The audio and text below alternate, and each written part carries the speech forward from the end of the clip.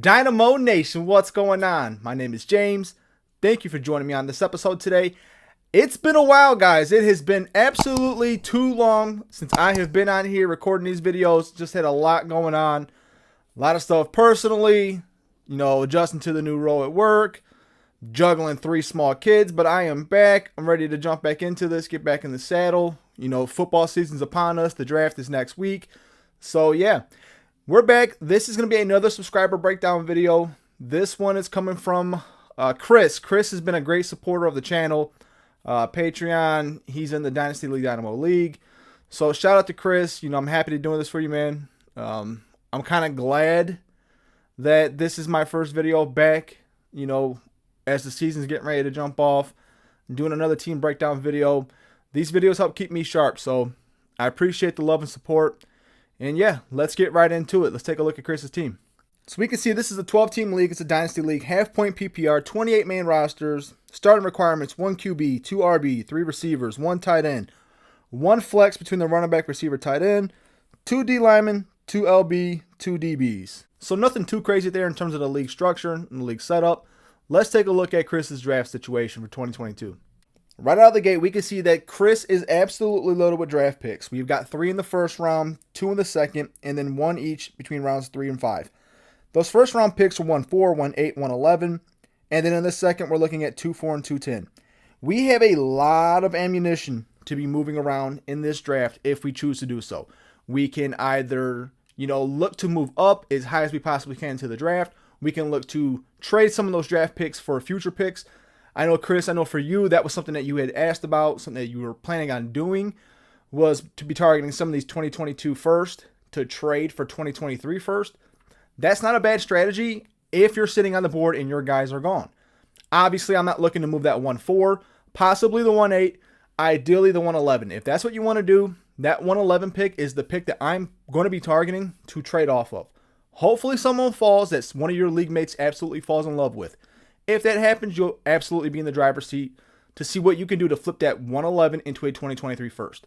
That would be my strategy for you if that is what your intent is. If you're hell-bent on doing that, 1-4, absolutely not. There's a lot of talent, especially at the top of this draft. I do think there's a clear drop-off after that 4th pick right now. We'll see how things shake out once we have, landing spots and all that situated. And then even so, I think there's still going to be a lot of talent sitting in there at 7, 8, 9 range, where you're also picking. So 11 would be the pick that I would be targeting to do that with. But overall, you're sitting really nicely in terms of the draft situation, draft capital. Let's take a look at your roster. We're going to jump right at the QB spot first. We can see Chris is looking good. He's got Dak Prescott. Yes, this is a 1 QB league, but it's a 12-team league. Dak, to me, is right in that 6 to 8 range in terms of dynasty quarterback. But he has those weeks where he puts up QB1 numbers, QB2 numbers. Dak is an elite player. So you're not going to lose games having Dak Prescott as your starting quarterback. That should give you a weekly advantage most weeks. And if you're not having that weekly advantage, you're not going to get killed. You're not going to get destroyed. It's not like Dak's going to go out there and embarrass you, drop, 15, 16 points. That's not going to happen. Dak Prescott is a very, very good elite player. So to me, at the quarterback spot, I'm not really looking to do a whole lot. Ryan Tannehill is your backup. You're going to need to start addressing that position soon. Ideally, you're going to want to upgrade from Tannehill. That might be a situation right now where maybe we take a flyer on one of these rookie quarterbacks. With you being in a 1 QB league, non-superflex league, you might be able to grab someone like Malik Willis in the early 2nd round. That would be pretty good value, honestly. Because if Willis does pan out, especially with his rushing ability, that would be your heir apparent for Dak Prescott in, 4 or 5 years. So, early 2nd round, that would probably be the position I'm targeting for you. Would be a Malik Willis type of quarterback. 1 QB league, he's likely to be there unless someone absolutely overdrafts. We'll find out. And like we talked about through 1-11, that could also be a scenario where you keep that 1-11 if Willis falls. If Willis falls to the end of the first round, you might have a really difficult situation on your hands in terms of trading that pick out or drafting Willis. And some people might think that's a reach or you shouldn't be doing that in a 1 QB league. I can get that argument, but also injuries happen, right? So if Dak were to go down, which he did a couple years ago, your season's going to be left to Ryan Tannehill. Do you feel comfortable with that? I wouldn't. So to me, addressing that backup quarterback spot And not just like addressing it, but addressing it to have your foundation for the future. Have your lockdown stud for the future. That's always a smart move, especially when you're picking late in these drafts, late in the first round, early second round. You're not investing a ton of capital. The chances of a player hitting in the back end of the first round, second round decreases substantially from the top end of the first round for our fantasy drafts. As we go along, the probability decreases. So if you can grab someone like Willis at the end of the first, early second, and have your quarterback spot locked down for the future, that might be a good move to make. Let's take a look at your RB spot.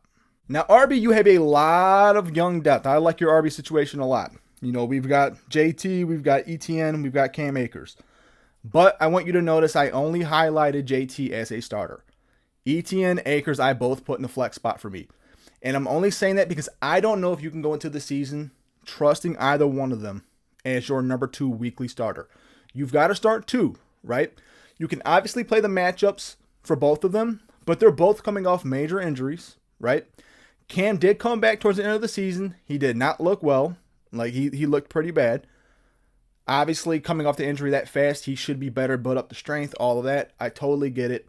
But to me, do I trust either one of them right now for the full season as a locked-in every week starter? I don't know if you can. And, my best piece of advice to you on that would be to potentially see if I can upgrade one of them. They're both young. If you can package one of them, and honestly, probably Cam Akers is going to be the one who's got more trade value. People tend to like him a little bit better. I'm excited about ETN, though, personally. I think ETN brings a lot, to the backfield. He can do everything. I'm excited to see what ETN does this year. So if you got your choice between both of them, honestly, you can't really go wrong keeping either one of them, but you're probably going to get more for a Cam Akers. So if it's a Cam Akers situation where you can package Cam with the 2-4 whatever to move up to grab, an elite ascending running back, that might be the situation or the play to make, personally. If you can take like a Javonte Williams from Denver, I think he's going to absolutely blow up this year, right?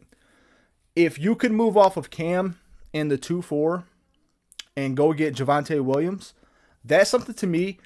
If Cam hits, production is going to be pretty even across the board between the two of them, right? But do you want to take that chance? I'm not rolling into the season with that chance. I'll have one of those guys, between ETN or Cam, but your team is set up to win right now.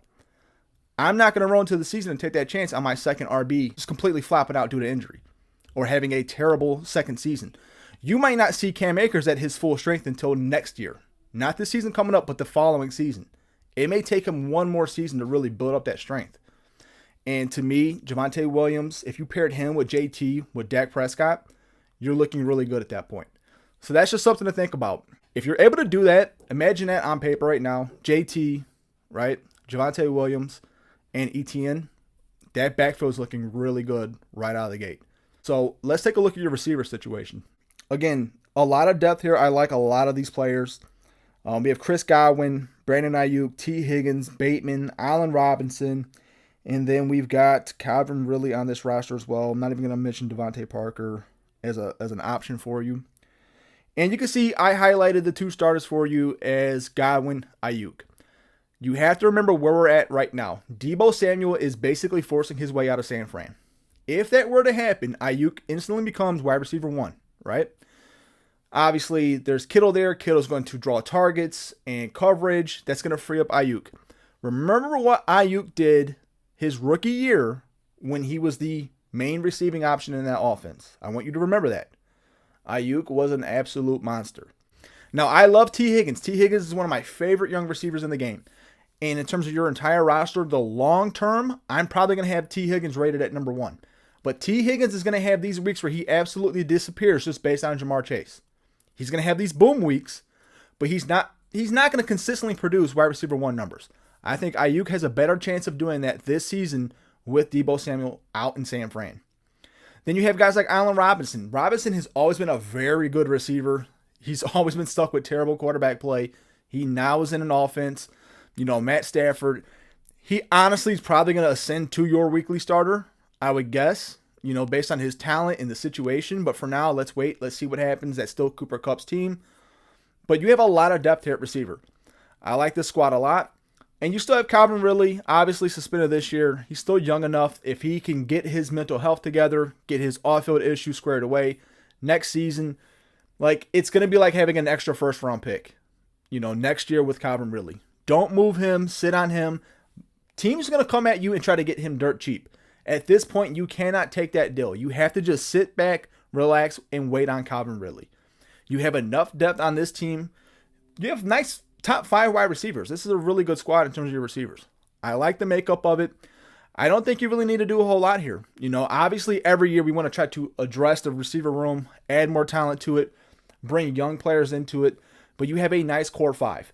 If you can address that spot and go take a, late second, early third round flyer on a receiver that falls, that might be something to do. That's something I advocate every year is to add to that room.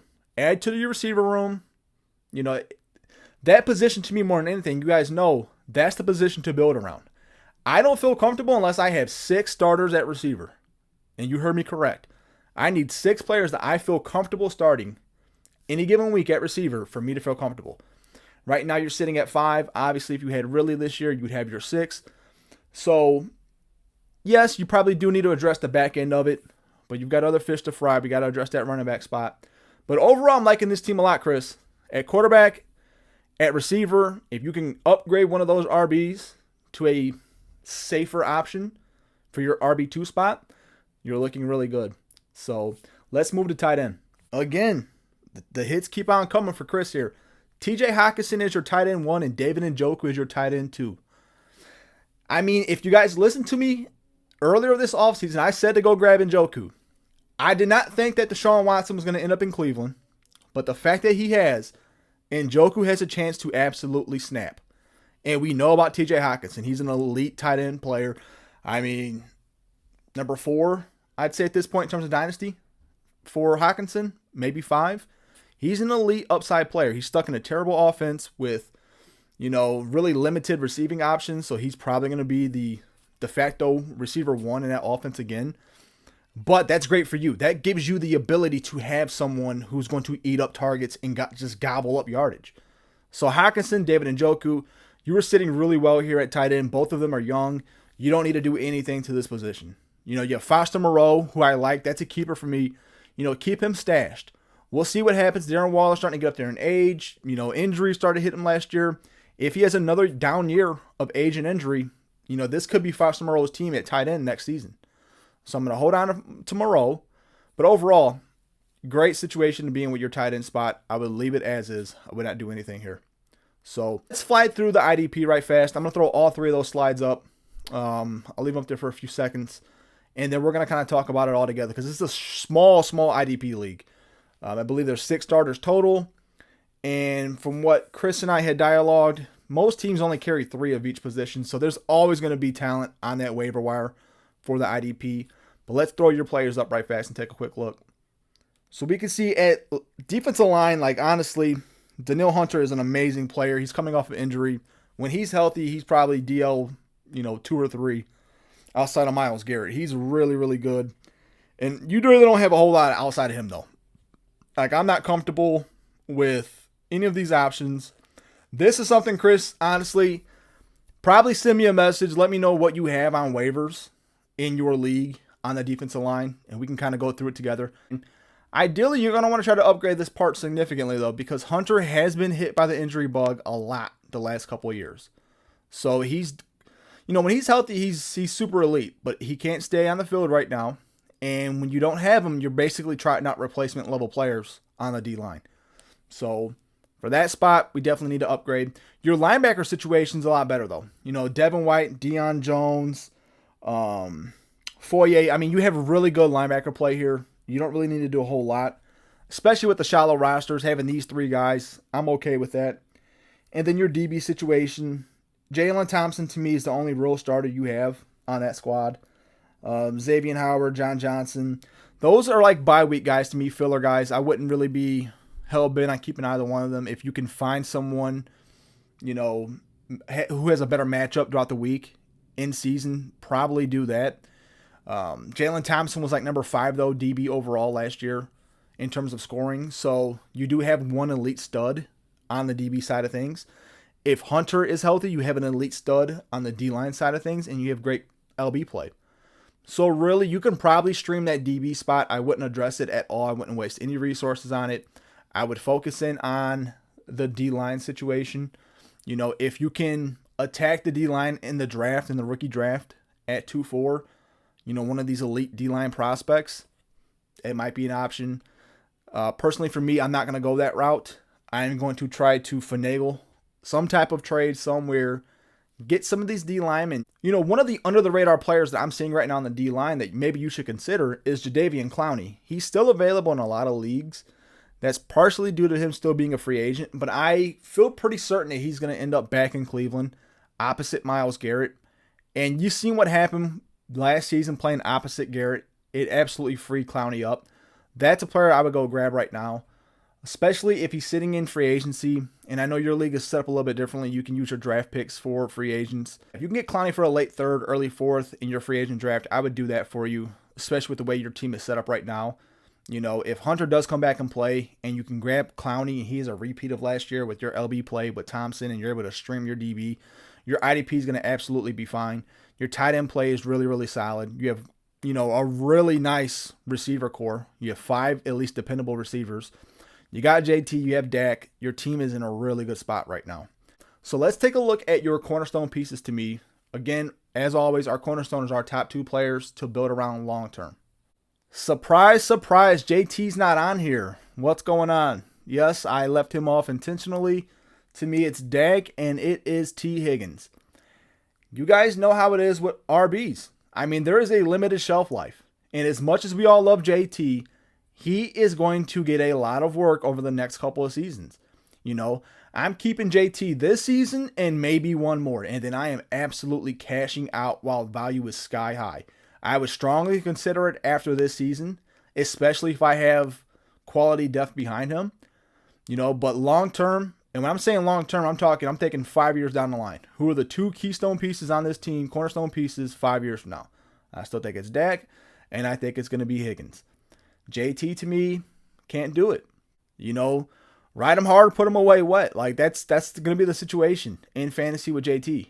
I give him a couple more years, and he's going to be really good for a while, right? But to me personally, I'm cashing out. I'm maxing out. I'm probably doing it next season. After next season. I'm gonna give JT two more seasons on my squad. Take him this year. I'll take him next year. After that, he's got to go. Cash out while the value is absolutely sky high.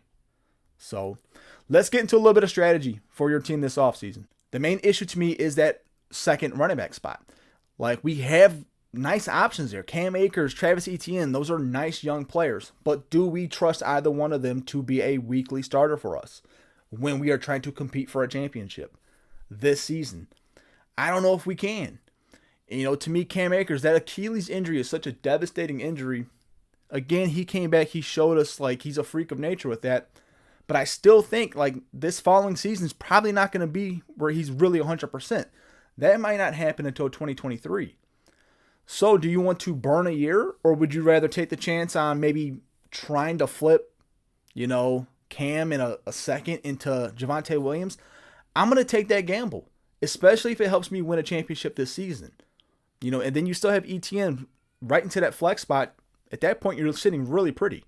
So to me, that's going to be your biggest issue, is addressing that second running back spot. We also, obviously, we mentioned it earlier, backup quarterback spot for the long term. I'm still going to advocate for you, 111 Malik Willis. If he's sitting there, I'm going to grab him.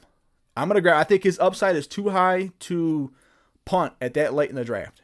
Back into the first round in a 1 QB league, if Willis is there, his rushing ability, that upside, and the beauty of it is having Dak Prescott, you don't need Willis to come out of the gate and be your starter. You can sit there and be patient. You can let Dak, rock it out for the next 2 or 3 years, and you're still going to have an elite QB play. And by the time Dak maybe starts to slow down his, age 35 season, Willis is ready to take over. So that's something to consider.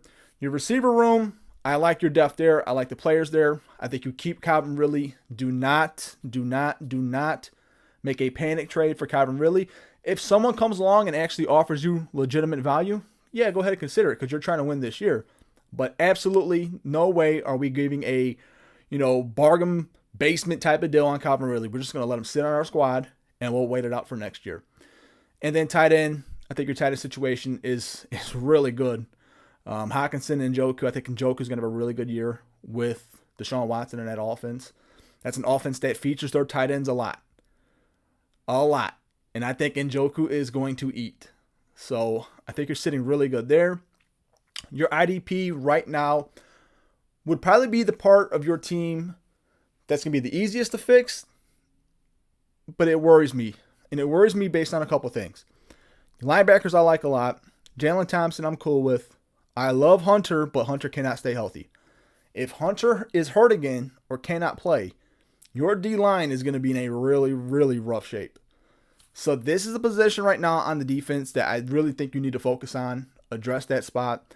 You may have to focus on it in the draft, or like we had said, maybe a Jadeveon Clowney in the free agent draft if he's available. I'm not sure who all is available in your IDP draft or in IDP waivers. So just go ahead and send me a list of some players, and I'll work through it with you, honestly, to kind of figure that out for you.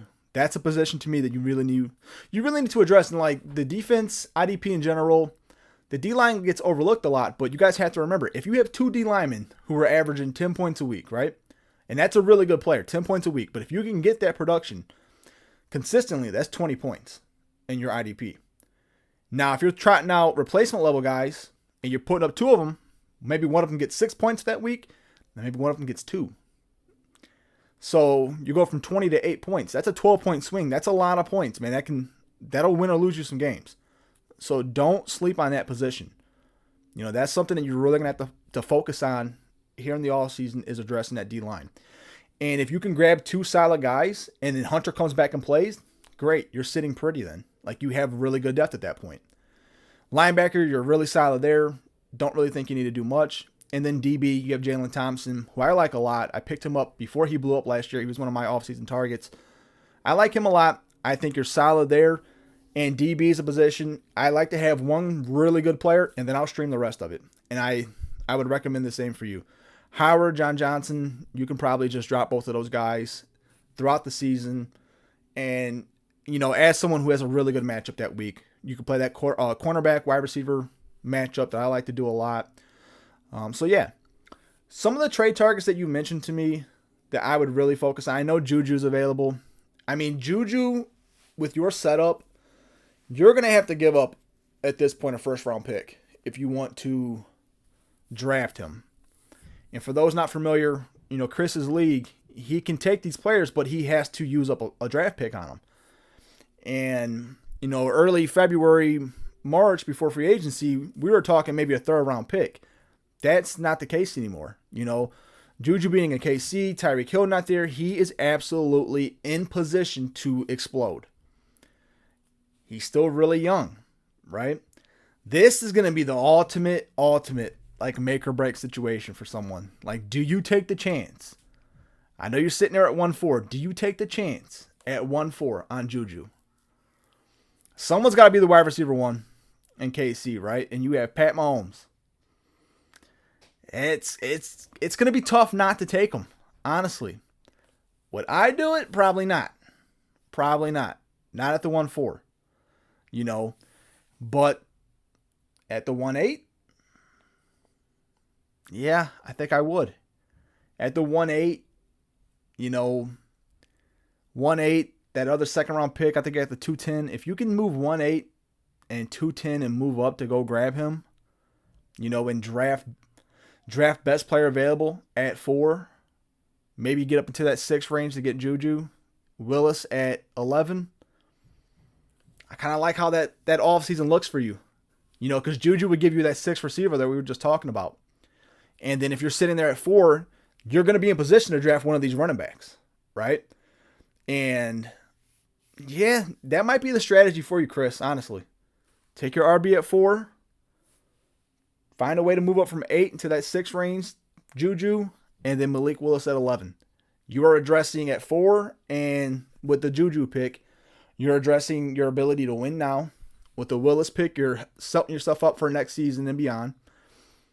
It's just something to consider. You've got a lot of options. A lot of this is going to get played out as this unfolds.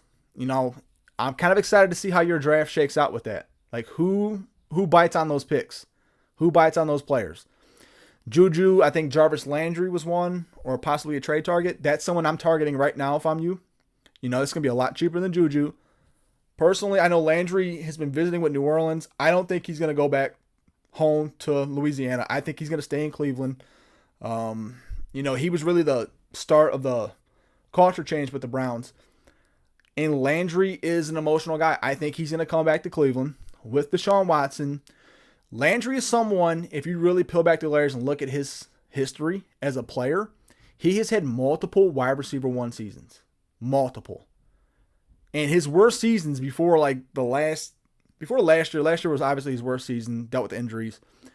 But he's either been a wide receiver 1 or a wide receiver 2 for a vast majority of his career. And he's had multiple wide receiver 1 seasons. Jarvis Landry, to me, is still young enough, still talented enough with Deshaun Watson to produce at a high level. That's someone to go get. And it's going to cost you a lot less than Juju at this point. So that's my advice to you in terms of that receiver room. If you really feel like Juju in that offense put you over, I would try to move up from the 1-8. If you want to take a cheaper stab at someone, Jarvis Landry's the guy to go after. So that's going to be it. There's going to be more stuff coming out. And yeah, I appreciate you guys. Appreciate you guys for sticking with me. Chris, thank you so much. Anything you need, hit me up on our Discord, honestly. And so yeah, that's going to be it. Everyone have a great week. Stay safe. And I'll see you next time.